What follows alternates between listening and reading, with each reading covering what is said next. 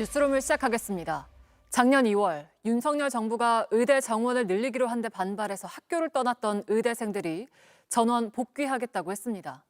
대규모 유급에 전공의까지 이탈하면서 초유의 의료 공백 사태가 발생한 지 1년 5개월 만입니다. 이재명 대통령이 최대 난제라고 했던 의정 갈등에 출구가 보이기 시작하는 분위기입니다. 먼저 이희령 기자입니다. 어젯밤 의대생 단체와 의사협회, 국회 교육위원장과 복지위원장이 긴급히 모여 회견을 열었습니다. 이 자리에서 1년 반가량 수업을 거부했던 의대생들이 전원 복귀하겠다고 선언했습니다. 의대협은 새 정부와 국회가 제시하는 의학교육 및 수련 정상화를 신뢰하며 이번 의정 갈등과 같은 혼란이 되풀이되지 않도록 학생으로서 배우는 입장에서 책임을 다하겠습니다. 의대생 단체는 전 정부 때 잃어버린 신뢰관계를 현 정부, 국회와의 대화를 통해 회복해왔다고 복귀 이유를 설명했습니다. 하지만 정확한 복귀 시점은 여러 협조가 선행돼야 한다며 밝히지 않았습니다.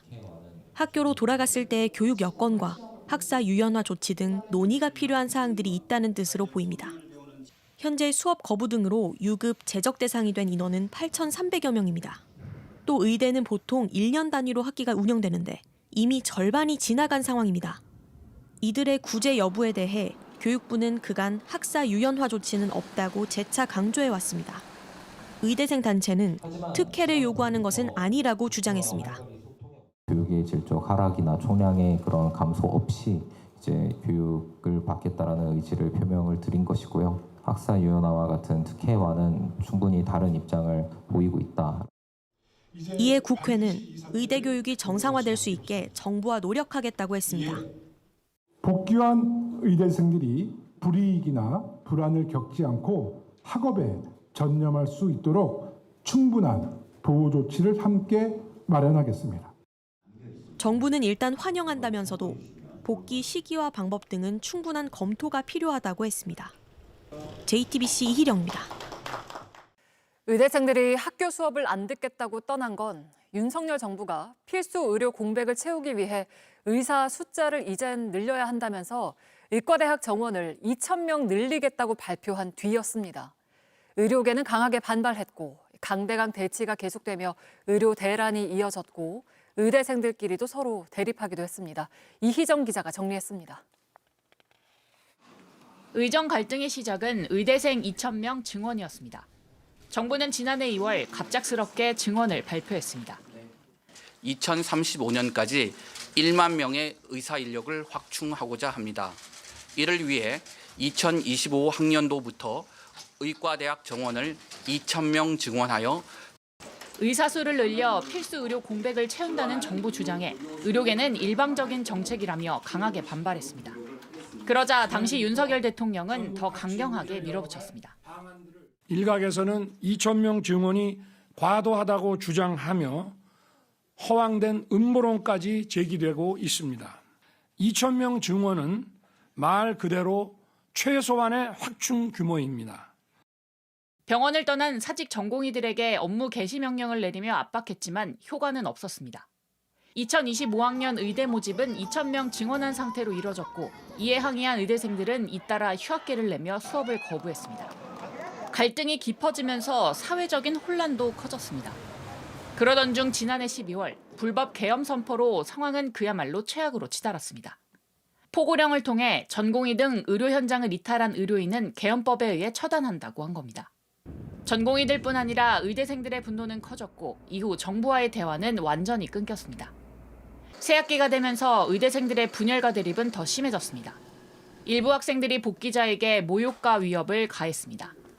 계속되는 혼란에 정부는 올해 3월 결국 의대 증원을 백지화했습니다. 대학별 의대 모집 인원을 2024학년도 정원인 총 3,058명으로 대학의 장이 조정할 수 있도록 이를 통해 의대생의 복귀를 유도했지만 대부분 투쟁을 이어갔습니다. 그로부터 석 달 뒤 새 정부가 들어섰고 의대생들은 복귀 선언을 했습니다. 오늘로써 저희가 학교를 떠난 지 509일이 되었습니다. 필수적인 의료 분야에서 국민 건강을 위해 일할 수 있도록 도움을 주십시오. JTBC 이희정입니다. 이번 주에 잇따라 열릴 장관 인사청문회를 앞두고 특히 야당의 공세가 집중될 것으로 예상되는 후보들이 입장을 내놨습니다. 논문 표절 의혹을 받는 이진숙 교육부 장관 후보자는 실질적 저자가 자신이라고 했고, 또 갑질 논란의 강선우 여가부 장관 후보자는 보좌진 교체가 통상적인 수준이었다고 주장했습니다. 심가은 기자입니다. 이재명 정부 1기 내각 장관 후보자들에 대한 인사청문회가 내일 시작됩니다. 여성가족부와 통일부를 시작으로 모레 국방부와 환경부, 16일엔 교육부와 법무부 장관 후보자 등 5일간의 이른바 슈퍼위크 동안 16명이 국회에 검증을 받습니다. 가장 날선 공방이 예상되는 건 이진숙 부총리 겸 교육부 장관 후보자와 강선우 여가부 장관 후보자 청문회입니다. 두 후보자는 의혹을 정면 반박했습니다. 충남대 교수 시절 한 달 간격으로 유사한 논문을 내 논문 쪼개기 의혹을 받는 이진숙 후보자는 설계는 동일하지만 개념이 다른 변수에 대해 실험한 결과를 작성한 것으로 서로 다른 논문이라고 주장했습니다. 제자 논문 표절 의혹에 대해선 논문 간 유사도는 43%가 아닌 13%라며 다른 논문으로 볼 수 있다고 했습니다. 이 후보자가 연구 책임자로 있던 국가연구과제가 제자의 석사 논문에 활용된 거라면서 학술지에 게재된 논문은 이 후보자의 기여도가 크고 자신이 실질적 저자라고 강조했습니다. 보좌진에게 변기수리나 쓰레기 처리를 맡겼다는 의혹이 제기된 강선우 후보자는 전직 보좌진의 악의적 제보라며 반박에 나섰습니다. 강 후보자는 여당 인사청문회 위원들에게 메시지를 보내 허위 사실을 제보한 전직 보좌관들은 내부 갈등과 근태 문제를 일으킨 인물이라며 자신은 가사도 의미가 있어 직접 가사 일을 할 필요가 없다고 주장했습니다. 지난 5년여간 보좌진 46명을 면직했다는 의혹 역시 같은 인물이 중복 계산된 숫자라며 실제로는 28명으로 통상적인 수준이라고 해명했습니다. 국민의힘이 두 후보자에 대한 총공세를 예고한 가운데 논란을 정면 돌파하겠다는 의지를 드러낸 걸로 풀이됩니다. JTBC 심가은입니다. 주말 동안에도 세 곳의 특검 사무실은 바쁘게 돌아갔습니다. 최상병 특검은 임성근 사단장의 사퇴를 만료했던 경호처 전 직원 송모 씨 자택을 압수수색했습니다.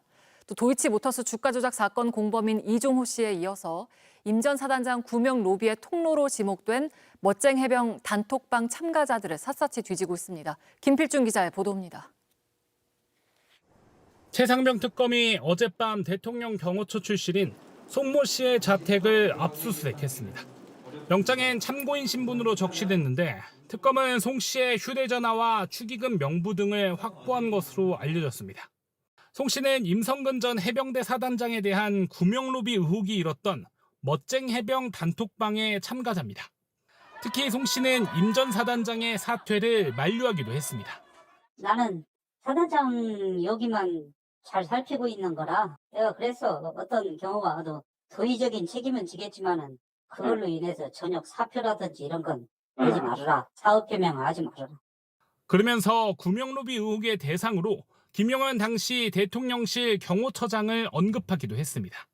그 모든 배경에는 현 경호실장으로 있는 김용현이 있잖아. 군 인사와 군 문제와 군 관련 거의가 다 이렇게 만들어놨다고 그러더라고. 사흘 전 특검은 임성근 전 사단장의 수사 결과를 듣고 윤석열 전 대통령이 경로했다는 사실을 김태호 전 안보실 1차장을 소환해 확인했습니다. 이젠 VIP 경로의 배경으로 지목된 구명로비 의혹까지 속도를 내는 겁니다. 앞서 특검은 멋쟁 해병 단톡방의 또 다른 참가자이자 도이치모터스 주가 조작 사건의 공범인 이종호 씨에 대한 압수수색도 진행했습니다. 특검은 조만간 멋쟁 해병 참가자들에 대한 소환 조사를 통해 구명로비 의혹을 확인할 예정입니다. JTBC 김필준입니다.